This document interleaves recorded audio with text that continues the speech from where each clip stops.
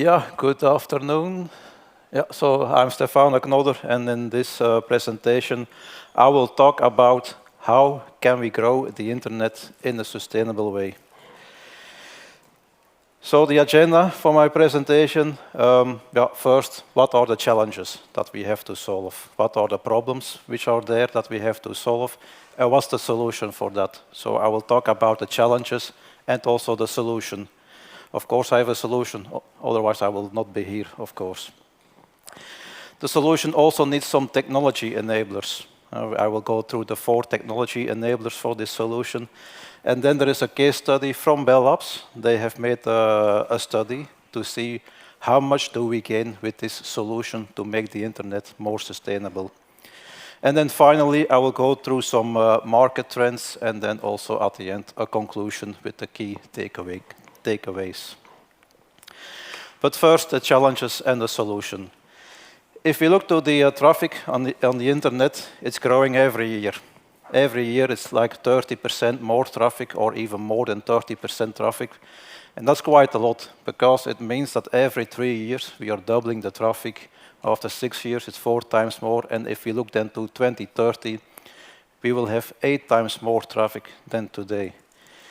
Is that something new? No, of course not. The traffic is growing 20 years ago as well. The internet was also growing 10 years ago. It's still growing today, and it will continue to grow in the future as well. There were some previous talks here today and yesterday where they were even saying up to 50% per year or even more than that. So the 8 times more is by 2030, it's a lot, and it might be even more than that. So that are the yellow bars that you see on this graph. And then we have a second requirement. So we don't need to be able to cope with the increased internet traffic. The second requirement is that at the same time, we have to reduce the carbon emission of the internet. So if you want to reach the climate goals by 2030, we have to reduce the carbon footprint of the internet with 50%. So we see here 2 conflicting requirements. On one hand, we have to make the internet 8 times bigger or even bigger than that by 2030, and at the same time, we have to reduce the carbon footprint with 50%. So we need a solution for that. The solution needs to be able to cope with the growth of the traffic. That's the first requirement. Second requirement of the solution is that it is reducing the power consumption, because the power consumption is the main driver behind the carbon footprint of the internet. So also there the solution has to reduce the power consumption quite significantly. And then a third requirement is that we also have limitations on the space. So rack space is not that cheap anymore. And also it is an advantage to have a dense solution, a compact solution, because smaller platforms with less line cards, they are consuming less power than large platforms with a lot of line cards. So we need a solution that is being able to cope with the increased throughput, which is energy saving, and is also a compact, a dense solution. So what's the solution for it? The solution is 800 gig routing. So 800 gig pluggables, they exist today. They come in a form factor of QSFP-DD, so that's the same form factor as the 400 gig pluggables that exist today. So it means that the 800 gig pluggables are backwards compatible with what we have today with 400 gig. And that's also quite important, because this means that we can easily introduce 800 gig pluggables in existing deployments. So this QSFP-DD form factor allows for a smooth migration from 400 or from 100 to 400 to 800 gig pluggables. 800 gig pluggables, they also come in several breakout options. So you also have pluggables supporting 8 times 100 gig or 2 times 400 gig. Now, how much do we save with this 800 gig optics? How much power do we save? If you look then here to the right side of the slide, we see there in the first part the power consumption of 8 times 100 gig optics. 8 times 100 gig optics, they consume like 30 watt of power. Depends on the type of optic. It can be a little bit more, it can be a little bit less. So the type of optic depends on the distance that has to be reached, like an SR or an LR, whatever. So more or less like 30 watt that we need. If we then replace these 800 gig optics with two 400 gig optics, we see that the power consumption of these optics is then reducing with 15 to 20%. So that's already a quite good power saving, 10 to 15%, if we would replace these 800 gig optics with two 400 gig optics, but that's not enough. So we have to go further with 800 gig optics. So at the right side on this figure, you see the power consumption of 800 gig optics, and there we see that these optics are saving like 25, even up to 40% of the power compared to 2 times 400 gig optics. An 800 gig optic consumes only a few watt more compared to a 400 gig optic, but we only need one of them instead of two. And with this few watts more, we can get 400 gig more. So this means that with 800 gig optics, we are saving quite a lot of power compared to 400 gig optics, and for sure we are decreasing the power consumption very significantly if we would be still on 100 gig optics. So 800 gig optics is the solution to make it more sustainable, the internet. But what are the technology enablers? What do we need in the routers to make this working? 4 technology enablers for this 800 gig optics. The first technology enabler is, of course, the transceiver itself. As I already mentioned, this 800 gig optic comes in a QSFP DD form factor, so the same as 400 gig optics. And these optics, they have, at the optical side, 8 wavelengths of 100 gig using PAM4 modulation. At the electrical side, they are doing the same. So at the electrical side, they have 8 electrical lanes, also doing 100 gig PAM4 modulation.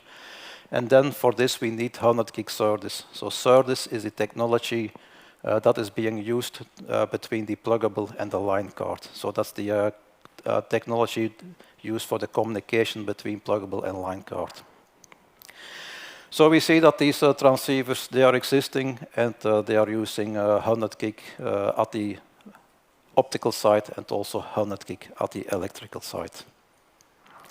And actually, this 100 gig SerDes lanes is the main driver for the power consumption of these 800 gig optics. It's because of this SerDes, 8 SerDes lanes of 100 gig, that this power consumption of these optics is that low. So that's the first technology enabler, the transceivers. The second technology enabler, that's the network processor itself, so the forwarding engine. If the pluggable is supporting 100 gig SerDes electrical lanes, then also the forwarding engine has to support this 100 gig SerDes lanes. That's quite obvious. And then also the forwarding engine should support this 100 gig SerDes lanes also between 2 chips. Because SerDes is not only a technology being used between pluggable and chips, but also between 2 chips. And because it is the main driver of the power reduction in the pluggables, it should also be used anywhere else on the line card where it is applicable, for instance, between the forwarding engine and the switching fabric.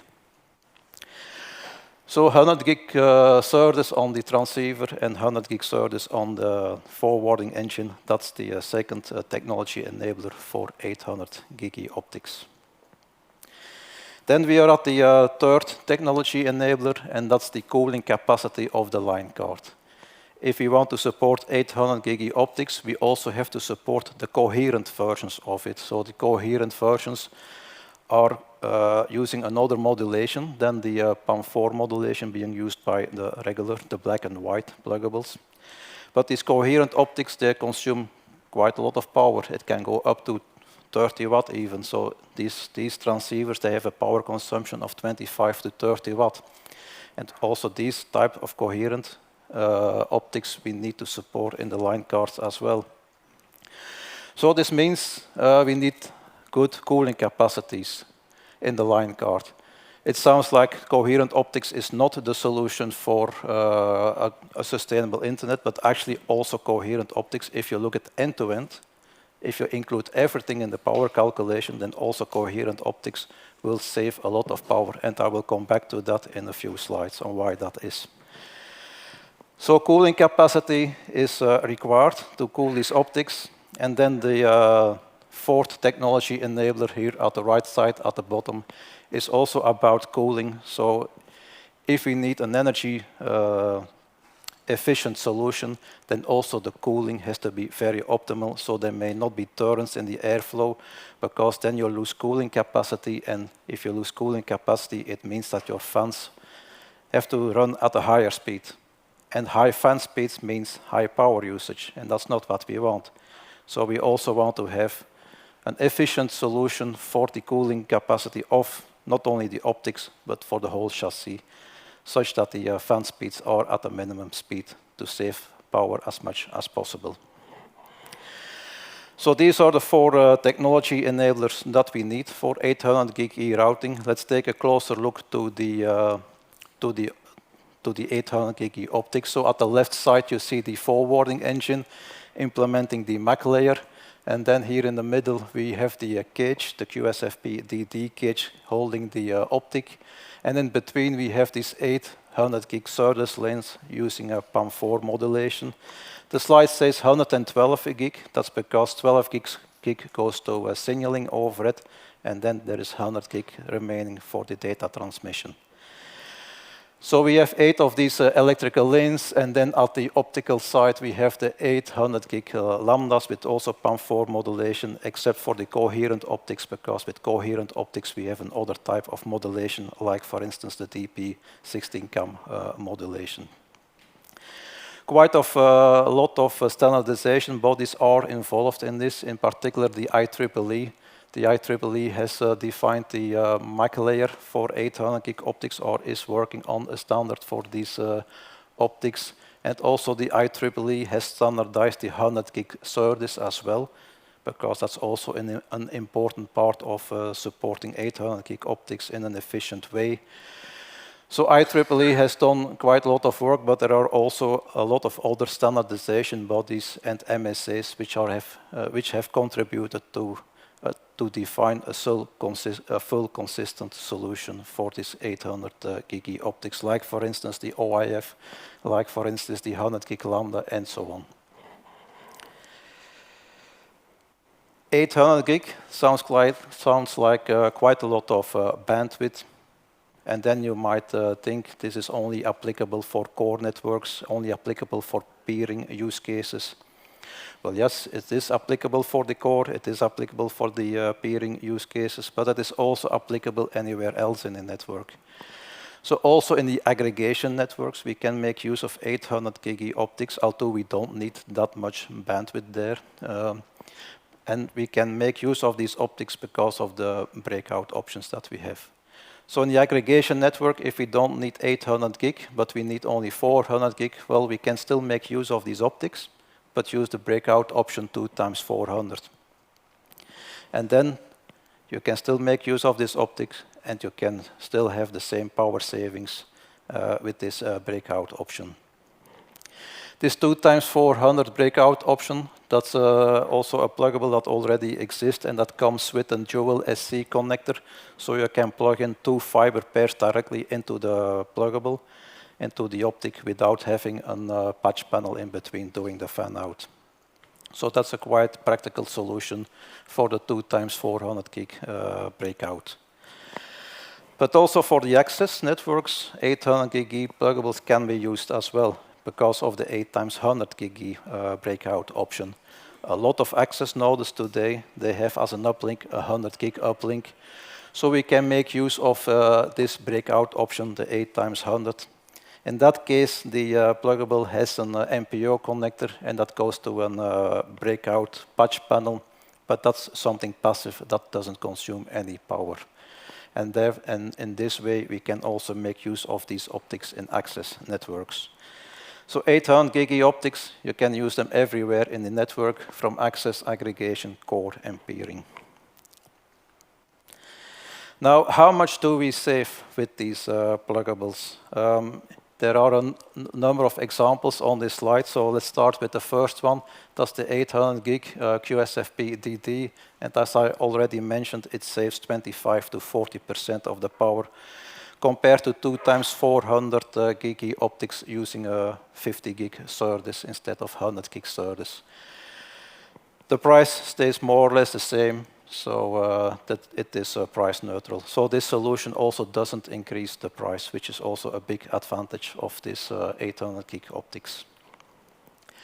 The second example here is 400 gig QSFP 112. So it's not only the 800 gig optics that can make use of 100 gig SerDes, also 400 gig optics can make use of 100 gig SerDes.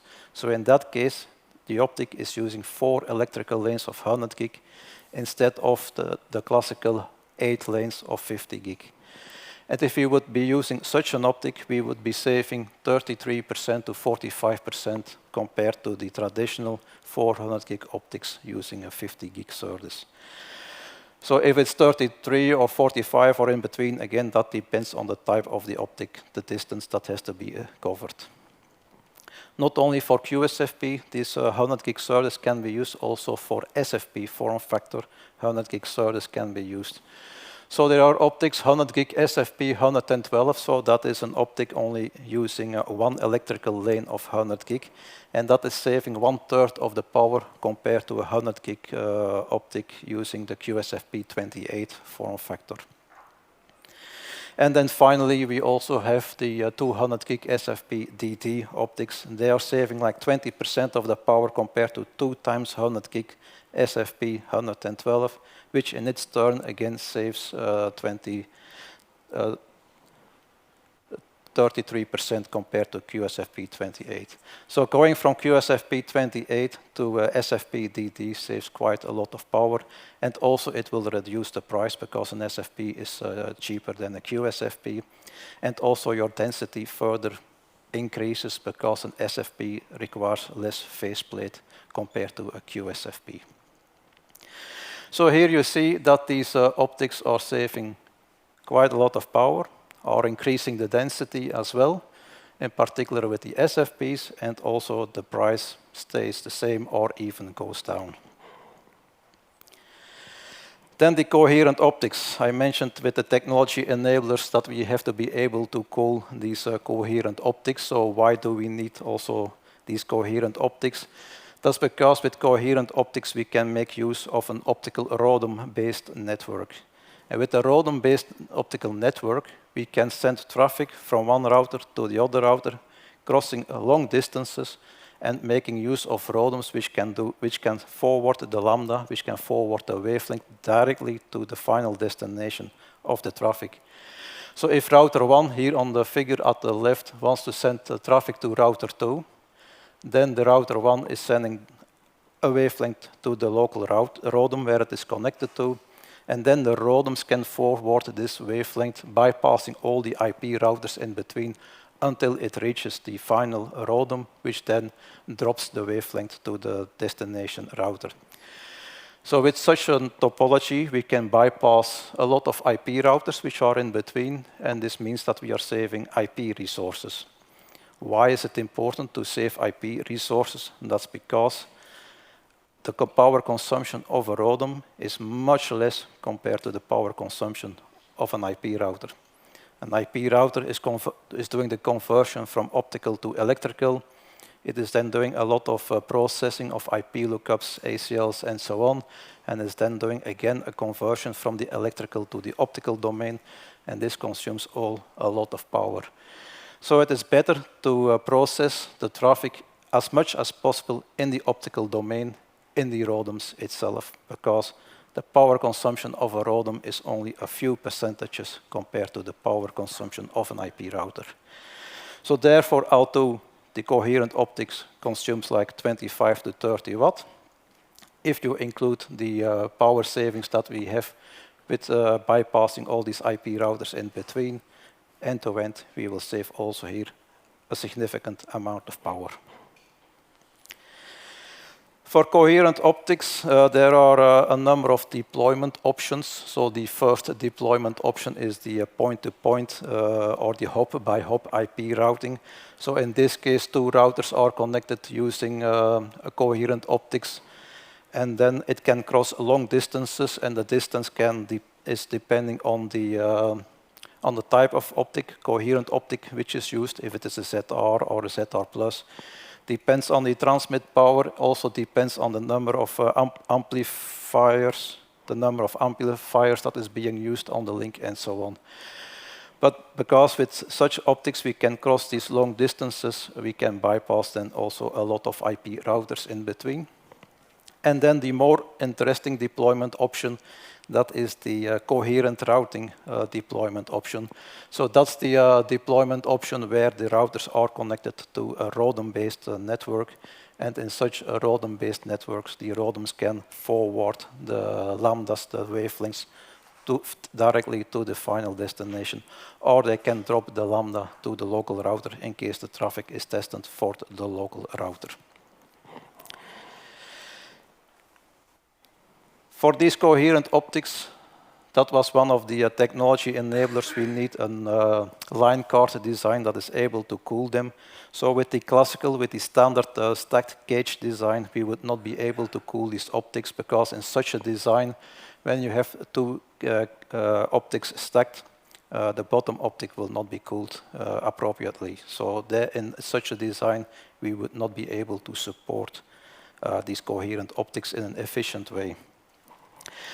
So therefore, we need to have either a modified stacked cage design, or we need a belly-to-belly design for these cages. And the belly-to-belly design is a design where we have the optics at both sides of the PCB. So at both sides of the line card, you have an optic at the top, and you have an optic at the bottom. And then also the other components on the line card can be either on top or at the bottom of the line card. And then you have the air intake of the line card, one at the top of the line card and another air intake at the bottom of the line card. And in such a way, we can cool these optics in the correct way, so then we are able to support these coherent optics at both sides of the line card, because the cooling is symmetric in this case, and then we have the necessary cooling for optics going from 25 to 30 watt. So now a case study. Bell Labs has done a case study to see how much do we save now with 800 gig optics. What's the gain if we look at over a full network instead of looking to the optic only? How much do we save if we look at over a full network? So these people from Bell Labs, they have first defined a reference network. They looked to existing networks, and then they defined a network which is realistic. And they came up with a very big network consisting of a core network. Also edge routers are there. There is a peering also in that reference network. There is an aggregation network. Also access is in that network as well. So everything is there in that network. And the requirement is that we need 100 gig in the access, we need 400 gig in the aggregation, and we need 800 gig in the core and for the peering use case. So then they have defined this network. What they did was they optimized the network for 400 gig. So we have a fully optimized network for 400 gig, and then the question is suppose we migrate this network to 800 gig, would it be better? How much would it be better? And what about the future? Because the future, every year there is 30% more traffic. So is this network able to support the traffic growth in an efficient way or not, using 400 gig optics?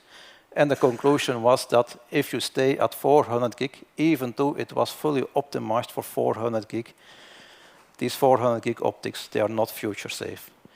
So if we look here at the left side, the yellow line indicates the traffic growth, so that's the 30% traffic growth year over year. Then we have the light green bars, which is the power consumption if we would stay at 400 gig. And there you see that the power consumption is growing together with the traffic growth. So it means that 400 gig, although initially it might work well, over the years, it will not work well anymore. Your traffic consumption will go up together with the traffic. So suppose we now replace that with 800 gig, then what will be the power consumption? And that are the dark green bars. So you see that the power consumption after, let's say, 5 years of traffic growth has decreased with 55% in this reference network. So 55% savings, not only on the optics, but also at the router part. So they took everything in the network, looked to everything in the network for the power consumption, and they came to the conclusion after 5 years we would already be at 55% power savings. Of course, there are also power savings at the right side at the optic level. So at the optic level, the conclusion was that every year we save more or less 30% of the power used by the optics itself. So here you see that this solution indeed works.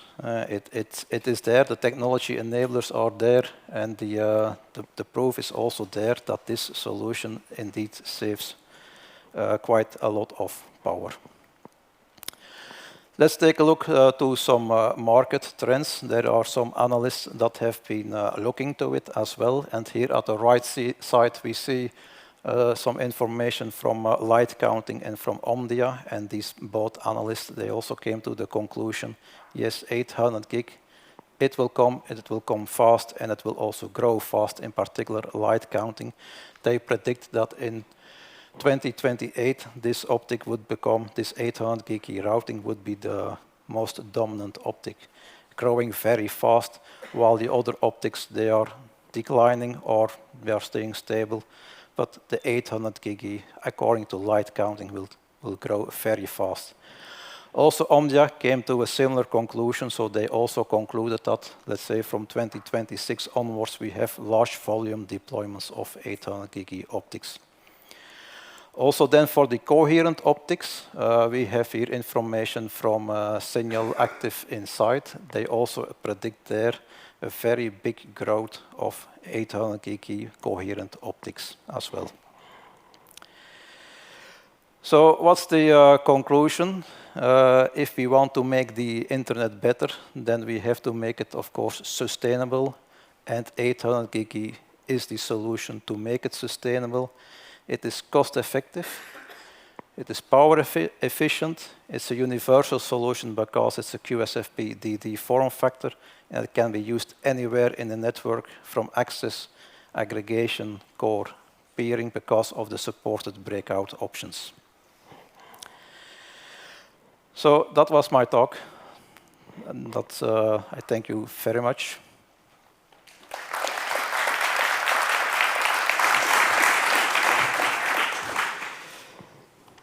Okay, thank you, Stefan. Any questions for Stefan? Yep, we do have a question. We'll just wait for the microphone, please.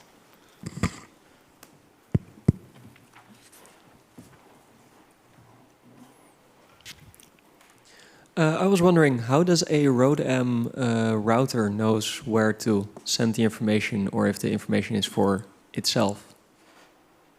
That's part of the optical network provisioning. So every lambda has to be provisioned, every wavelength has to be provisioned, and then a ROADM is a reconfigurable device. So you can configure whether a wavelength has to go through a router or whether it has to be dropped to a local router.